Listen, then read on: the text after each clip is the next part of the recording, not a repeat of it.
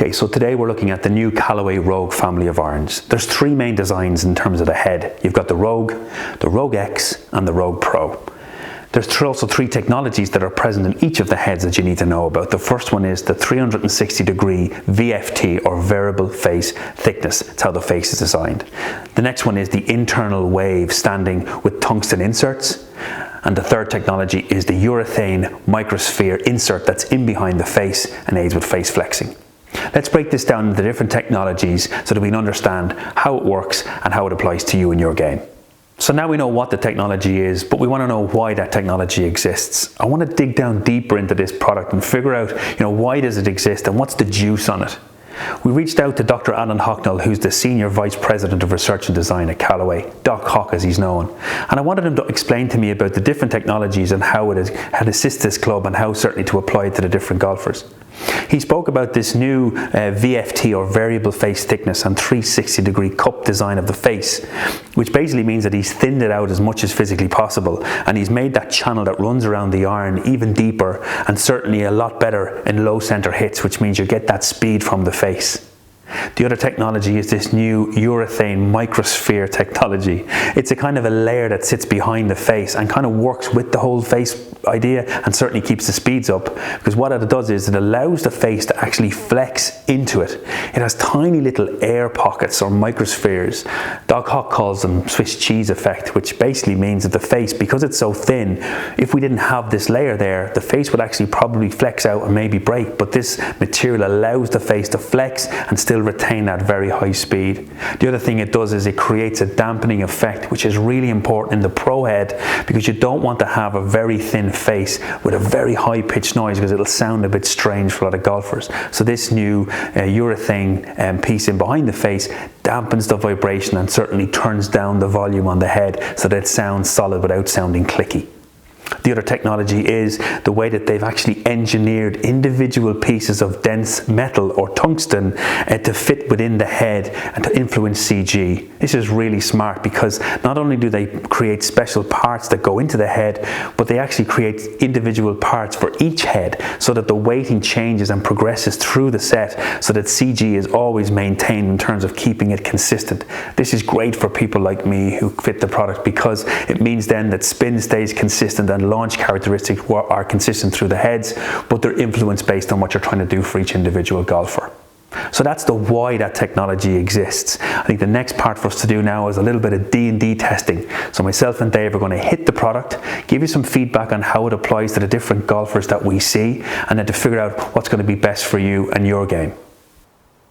Hi there, I'm here with my work colleague David Williams. David and I are independent club fitters and also club builders. We first met out on the European tour when we were advising the tour players on their equipment and how to best play it. We custom fit here on a regular basis. David and I both performed probably north of about 200,000 fittings over the last 10 years. And quite uniquely, we also hand build the clubs next door. We're one of the few places in the world that are allowed to build clubs based on the fittings that we perform. So these sessions, we would use these normally when we're trying to work out the type of clubs how it will work, how the technology operates, and how to apply it then to the different levels of golfers that we see here on a regular basis. We're going to hit some shots with a normal Callaway club that doesn't have this new technology in it. We're going to verify that with TrackMan 4, and we're using premium golf balls. I'm going to show you the iPad once the numbers pop up on here, so it's live testing, and obviously we're hitting out onto the driving range, so we'll hit a couple and see what the numbers are like.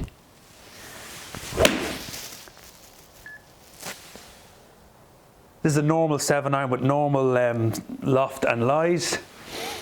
And there's the first one there. So the important one to note here is, remember we're talking about distances, we normally go by ball speed. So you can see it's 102.2. We'll just hit one more then, just to how we can have a couple. And then you can see the spin at 5,366. Pretty low for a 7-iron, but it is a little bit cold today.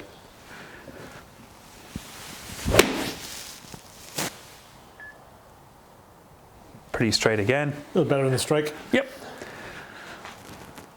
And that time you can see the ball speed there of 105.8. And so obviously when we're looking at speed in terms of distance, we always work off ball speed so that we can see exactly how fast the ball is coming off. Right, so we've had the Rogue in play for a couple of weeks now. I had a lady come in last week, and we put her into Rogue. She tried Rogue X and she tried the Rogue, and she went for the Rogue in the end. primarily because I needed to get her more speed. So she was an ex-hockey player, so came in kind of short in her backswing and then quite strong into the ball. But even though she was strong, because she hadn't got much width, I couldn't get the ball to fly with Rogue X. So I moved her into Rogue, put her into a nice lightweight steel shaft for stability because she was quite strong. Yep. But I noticed that Rogue iron flew much higher for that lady, and she loved it on that basis. And it was quick still off the face. Yep. What have you seen in the last couple of weeks? I guess a little bit more of the same. What I mean, essentially the whole Rogue family is based around a speed story about getting the ball to come quicker off the face. Yeah. I guess Rogue being more lofted than Rogue X as a natural starting point, it's always going to hit the ball higher, and it's very, very prevalent that it does. So even though the loft door is stronger, but still weaker than the X Willamette, which is a much stronger flighted product. Correct, which is where I think it fits in. Absolutely, yeah. So if you are slow in speed, struggle to get the ball up in the air to maximise your carry distance, then you can bring the traditional Rogue into the setup, makeup. It will go far because it's quick off the face, but it will also launch the ball quite high and quite nice. Still manageable, but it will certainly go high if you're that type of person who can't get it in the air. Gotcha. So if you're low flighted, or you need a bit of help getting the ball to fly more, or get a little bit higher of a descent angle, then that's the one to go for. But I mean, again, you're using the example of a lady. The same would apply to a guy with not much speed going into him. Sure. It's a speed product. No matter what way you look at it, it's quick. So this is the flight one. So if you're looking for flight, this is the one. This is the flight one. Well, we hit that there, and let's just have a look at some of the numbers, because we know the ball speed off the normal head, and so you'll be able to see then, we'll be able to show the different speeds. You can really hear that crispness from it, and Doc Hawk was talking about that urethane insert to dull down the thing, but there straight away. So hit 7-iron again, and straight away you can see there the ball speed is now up at 113. Spin rate's up a little bit obviously, but the height here is definitely, you can see the height on the ball, at 91.6 in terms of feet. So, but the key thing here is obviously ball speed's high and launch angle is a little bit high as well, but this is the high iron. So hit one more there, Dave, so we can just see. But that's a good 6-7 mile an hour speed gain. Oh yeah, big, and you can feel it too.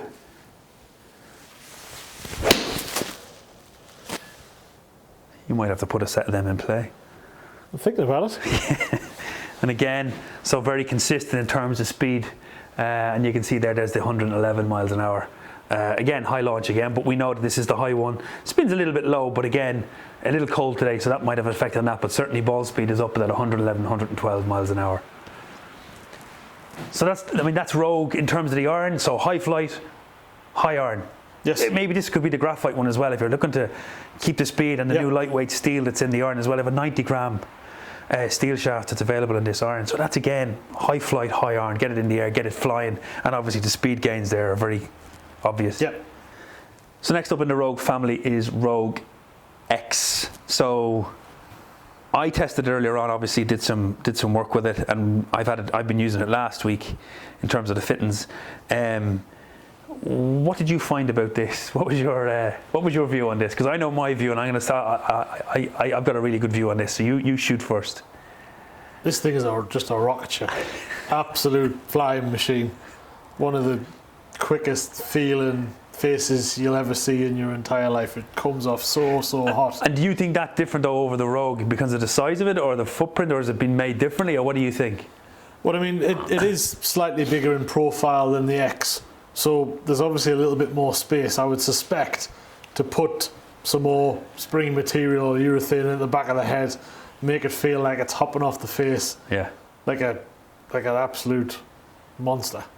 Hit it there, and I'll just talk through then what I found with it. So one of the usual things with a product like this, usually when it's a little offset, a little bit deeper in terms of the cavity and certainly the size, is the fact that it might go ahead, Dave. The fact that it might launch. So obviously when you move weight low down into the head and you start to create a lot of sole, usually you get this height on it.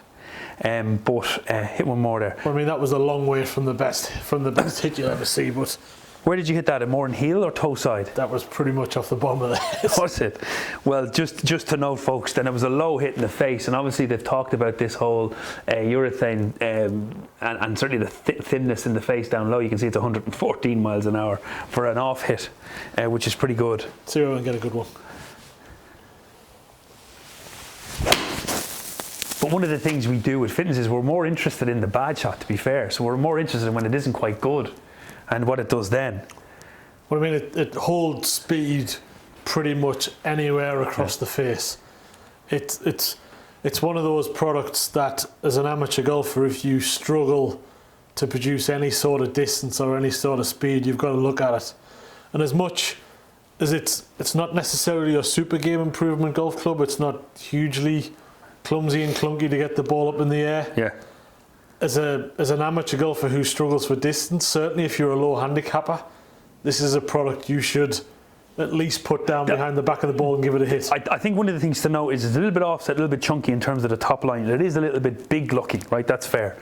But if you can get past that, if you're not a frame person and you don't mind the look or shape of the club head being a little bit wider and deeper, it's really a product you can use because it manages speed really well because it punches it low and keeps it flat. So it doesn't launch at all as high as the other clubs. Well, I mean, the thick top edge means you can't see anything at the back. Right, so it covers the sole. It doesn't look hugely offset, so it doesn't look like it's set too far back from the head. So there's another good example then of speed. There's 117 miles an hour. Well, 118 actually, 117.9 almost.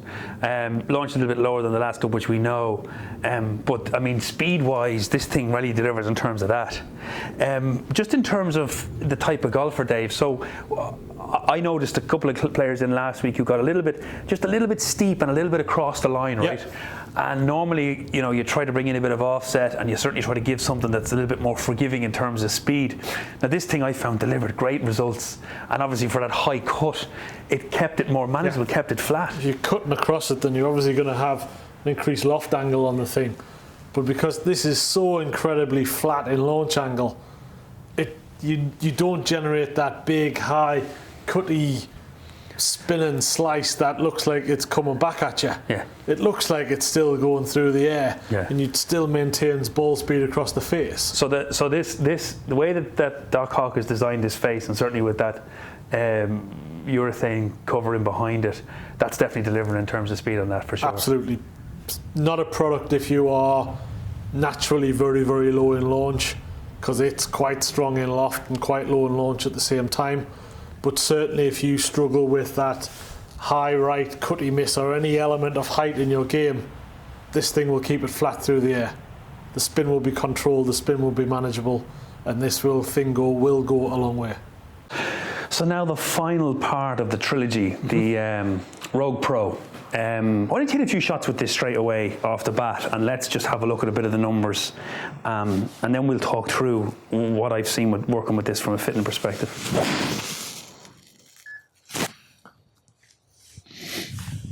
Pretty good, fairly mental.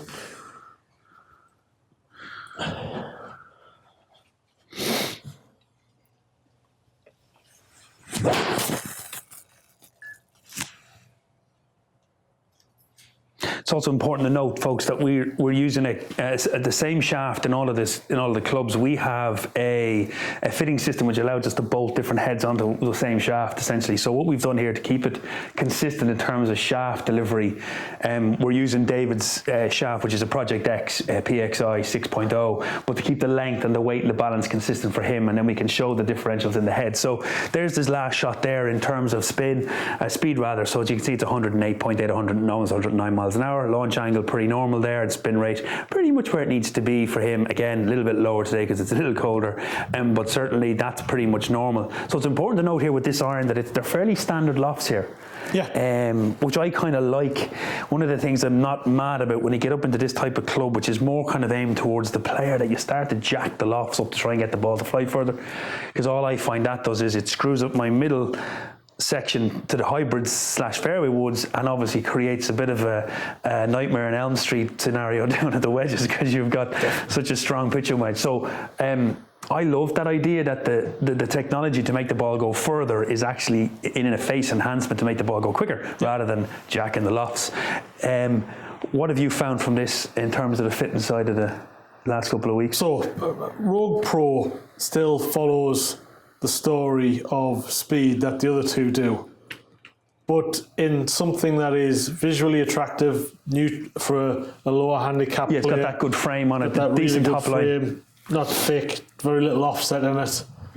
But because it still has that urethane packed in the bottom, it still has speed off the face. Yeah. Still 3-4 miles an hour quicker off the face than the traditional. It's not a speed product like X is or Rogue is. It's the slowest. Well, because I had a low handicapper come in, and he had about a 6 or 7 year old set of forged heads. Yeah. Which were a little worn as it was, because obviously forging wears quicker. But he remarked about how good they felt, but with the massive jump in speed. Huge speed. And I think that's probably the client or the customer that we reckon is going to be looking at this kind of product. It's that 12 to 7 handicapper guy who has to have a very, very good short game, putting and chipping, because he doesn't quite hit it long enough. So he doesn't quite hit enough green. So his handicap is maintained through a chip and a putt. So good short game. Good short game, where if you bring this in, pick up a club, maybe a club and a half, in distance, and then start hitting the green, you've got that chance of getting that little bit lower, because you're still going to have that one put in you. That's exactly what my man said. I've less club in now, and for him that was a big factor in terms of him progressing. So you see the same thing. Without a shadow of a doubt, it's that low teen stroke, high single figure guy struggles a little bit on distance. Certainly with the golf courses getting longer. It's that type of product you can put into the golf bag. You're not going to mess up your wedges, as you say, at the bottom end. Yeah. You're not going to mess up with that hybrid distance progression at the top end. Yeah. You just bring a set of irons that go maybe where you expect them to go, or up where everybody else is going from a distance perspective, but without sacrificing any of the traditional visuals, feel, all the good stuff that you expect in a golf club that you've had over the years, but with all the technology packed internally. So you ain't got this massive, horrible looking thing that you're not used to looking at, that to get the results and performance pretty good ball striker, looking for a bit more distance, and you need to have that sort of a shape to the club that you just launch it, so there's no fear about these modern day products with strong lofts and low centre of gravities, pushing the ball low and through the air. Still launches, there's still plenty of height on it, still plenty of speed on it, still plenty of loads of forgiveness. But loads of speed off the face. You get everything that you need and speed, which is surely one of the holy grails you can get as a low handicapper. So that's it completed. You understand the technology. You now know what happens in terms of the D&D testing and how it applies to customers that we've seen. So let's sum up the 3 heads so that you can figure out which one is best for you. The Rogue is the higher flighted one, gets the ball in the air very quickly. Remember, different shafts will help with that. They have a lovely graphite shaft from Aldila, the Synergy shaft that will fly the ball really well, and they've got that new 90-gram lightweight steel shaft. Again, it's a speed story, but it's all about getting the ball in the air. So if you struggle to get the ball to fly, this is the one for you. The Rogue X then is the slightly lower ball flight, lower spinning, lower launching. Great if you come across the line and cut the ball and get it up into the air and you want to get that ball flat and moving forward. However, don't forget, if you're that sort of a mid to low handicapper, you might want to check these clubs out if you don't mind that slightly bigger, thicker frame, slightly thicker top line, a little bit more offset, but it will stay low and it will move forward very quickly. Then there's the Pro head, which again, smaller footprint, thinner top line, easier on the eye a little if that's what you need. Perhaps you're coming off an old forged iron, you're looking for a little bit more distance and you don't want to jack up the loft so that it affects your short game and your wedges, then this is the head to consider. So that's all 3 heads fully explained. Hope that you now can use that different understanding of the club and apply it to you in your game so that you can figure out which of those 3 is the best for you. So that concludes the testing of the new Callaway Rogue series of irons, the what it is, the why it is, and the who it's for. If you have any questions about anything that we spoke about today, why don't you stick them in the comments section below. I have a whole host of these different videos coming out over the next few months and the rest of the year on different products, different manufacturers, and our take on how it works. So if you want to stay in touch with the channel, probably best to subscribe, and until the next video, I'll see you then. Thanks for watching. The material solution, which they've cut. Hope you found that information. What are you talking about?